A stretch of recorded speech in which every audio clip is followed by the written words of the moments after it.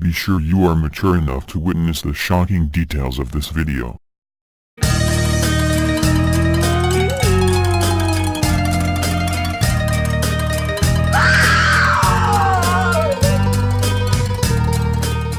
Welcome to the Haunted Mansion.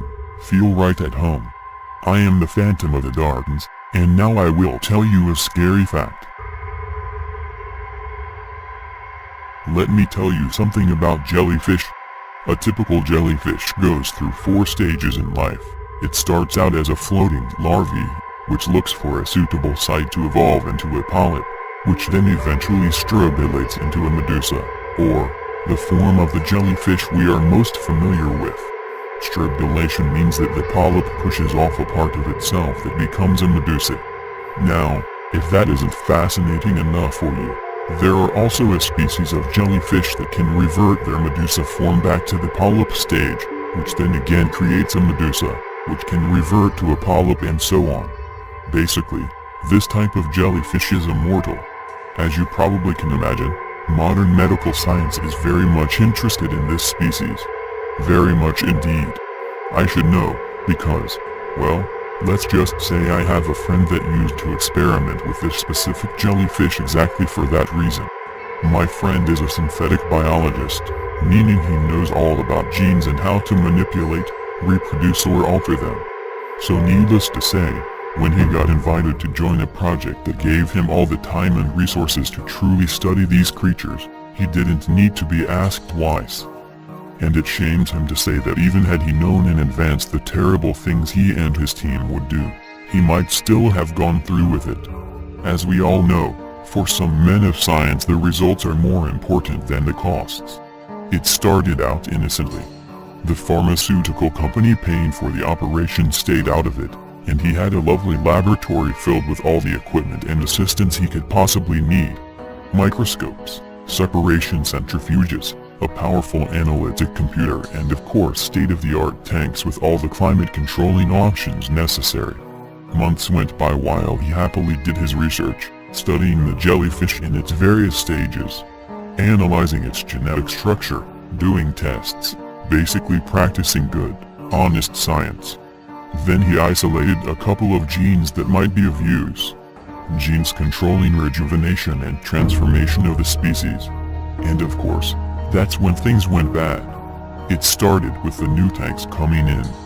Their shape and size had nothing to do with jellyfish. Then the assistants he had grown to like and trust all got fired one by one. New assistants came in, but they seemed cold, distant. Oh, they'd do what he'd tell them, but there was no friendly banter, no jokes, just cold professionalism. Then came the semen, and the ova. Human semen and ova. And he knew what was expected of him. He went to work. Changes were made to the laboratory while he worked.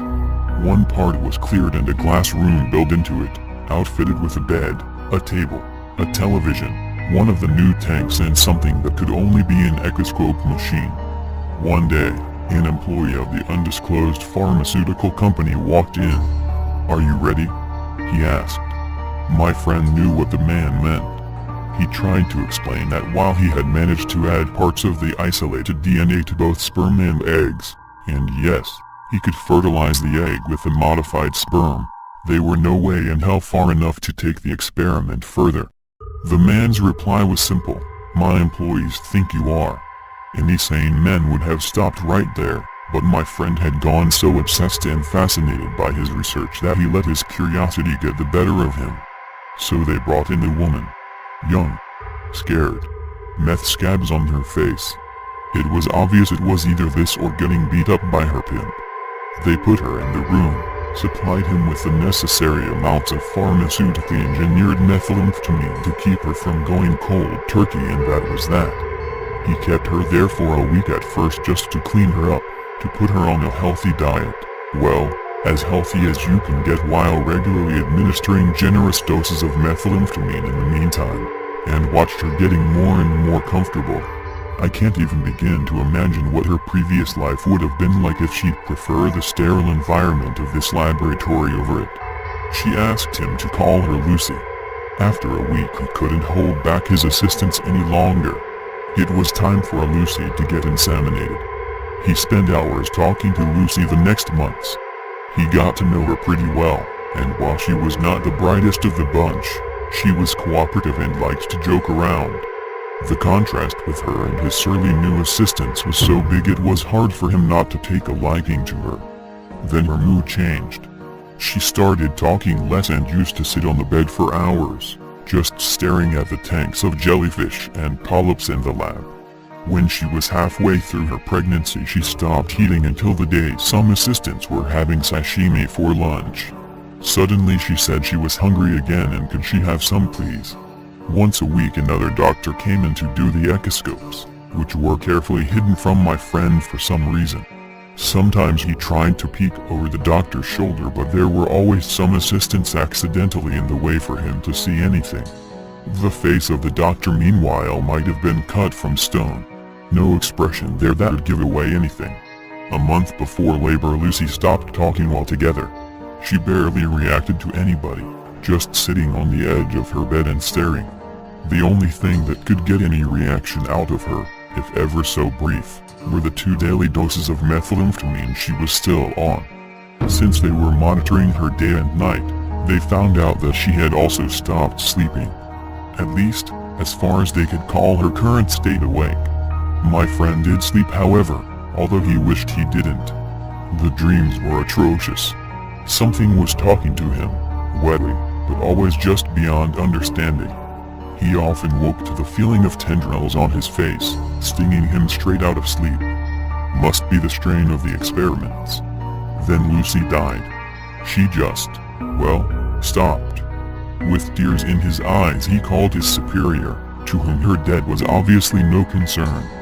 Within half an hour a team of hazmat-clothed men came barged in the lab and obscured a glass room with plastic sheets. He wasn't allowed in, but he could hear things.